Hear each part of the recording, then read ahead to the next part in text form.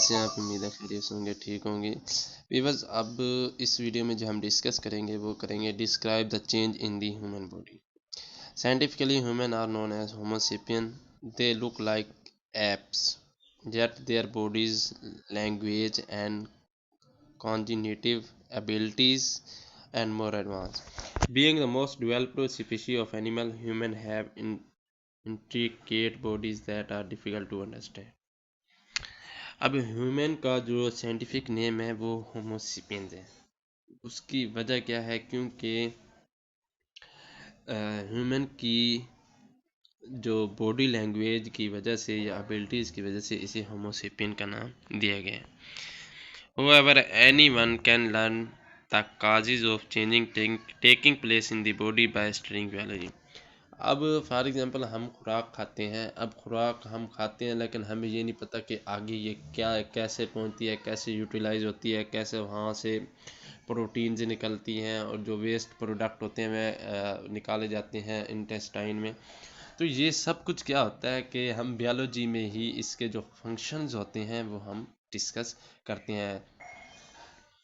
क्योंकि कुछ इंजाइम्स होते हैं वो फूड की ब्रेक डाउन करते हैं। कुछ इंजाइम्स ऐसे होते हैं जो क्या करते हैं कि उसमें से प्रोटीन को अलग करते हैं, फैट्स को अलग करते हैं, कार्बोहाइड्रेट्स को अलग करते हैं, फिर उसके बाद ये हमारी बॉडी में ट्रांसफ़र होती हैं। तो अगर हम डिजीज़ ट्रीटमेंट अप्रोचेस की बात करें, modern medicine and biology share a close relationship and pharmacology a branch of biology is fundamental to modern medicine and health care. अब मेडिसिन की अगर बात करें तो जितनी भी मेडिसिन वगैरह होती हैं और उसका जो बायोलॉजिकल या फार्माकोलॉजिकल जो रिलेशनशिप है वो हम बायोलॉजी की ही ब्रांच की हम बात करते हैं। जैसे फार्माकोलॉजी है, ठीक है, ये बायोलॉजी की ब्रांच है। तो इसमें फार्माकोलॉजी में क्या होता है, इसमें हम एक्टिविटी ऑफ रिसर्च और जो जितनी भी मेडिसिन है उनकी एक्टिविटीज़ को और जो उनके जो पेन किलर होती हैं या उनके जो रिएक्शन वगैरह होते हैं उसको डिस्कस करते हैं। अगर इंसान में जो डिजीज़ होती हैं उनके ख़िलाफ़ एंटीबायोटिक्स या फिर वो जो मेडिसिन होती है वो जो रिकमेंडेड की जाती हैं, उनका फंक्शन भी ये होता है कि वो अंदर जाके एंजाइम्स को एक्टिव कर देती हैं, जिसकी वजह से वो क्या होते हैं, वो एंजाइम जो डीएक्टिवेट हो चुके होते हैं वो अपना फंक्शन परफॉर्म करना शुरू कर देते हैं और फिर हमारी क्या होती है, बीमारी ख़त्म हो जाती है।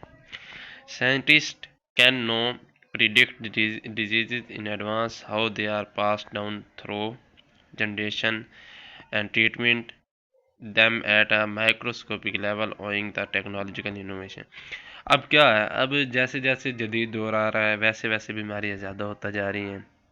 अब बीमारियाँ ज़्यादा हो रही हैं और जदीद बीमारी हो रही हैं, कुछ तो ऐसी होती हैं जिनका इलाज भी पॉसिबल नहीं होता।